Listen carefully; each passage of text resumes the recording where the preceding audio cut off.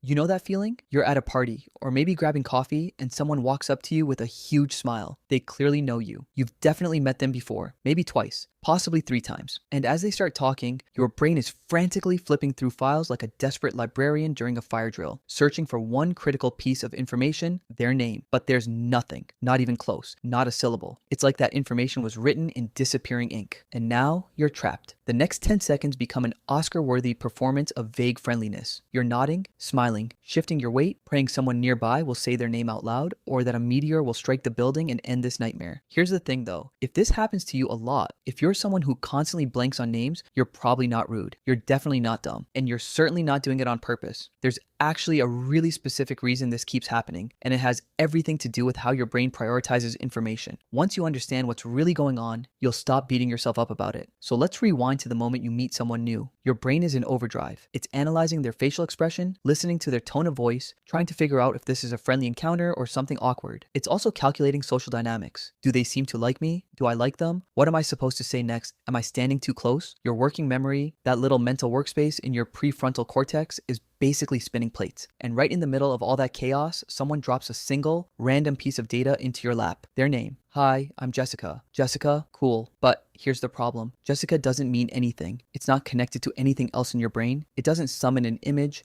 a memory, or an emotion. It's just a sound, a label. And your brain, which is already overwhelmed, doesn't have the bandwidth to hold on to something that feels completely arbitrary. There's actually research that explains exactly why this happens. Back in 1987, two researchers named McWeeny and Ellis ran a study that uncovered something called the Baker-Baker paradox. They showed people a photograph and told half of them that the person's job was a baker. They told the other half that the person's last name was Baker. Same word, same photo. But days later, the people who learned the occupation remembered it way better than the people who learned the name. Why? Because the word baker as a profession lights up a whole network in your brain. Ovens, bread, early mornings, the smell of cinnamon rolls. But baker as a name, it just sits there, disconnected, meaningless. Your brain holds on to things that have context, that link to other ideas. Names, by design, don't do that. They're empty vessels. Now here's where it gets more personal and maybe a little uncomfortable. A lot of people who chronically forget names aren't distracted because they don't care. They're distracted because they care too much. Specifically, they're anxious. While the other person is saying their name, these people are running a full internal commentary. Am I making the right amount of eye contact? Was that handshake weird? Did I just talk over them? Oh no, I definitely talked over them. The name gets mentioned, and then the mental spiral just steamrolls right past it. This isn't just speculation. There's actual research on this. It's called the next in line effect, and it was first identified by psychologist Malcolm Brenner back in 1973. He found that when people are in a group setting, waiting for their turn to speak, they remember almost nothing about what the person right before them said. Why? Because mentally, they've already moved on. They're rehearsing their own words, editing their tone, trying not to sound stupid. People with social anxiety or just a really loud inner critic live in that mode all the time. They're never fully present. They're always half a beat ahead, preparing for what's coming next, managing how they're being perceived. So when someone introduces themselves,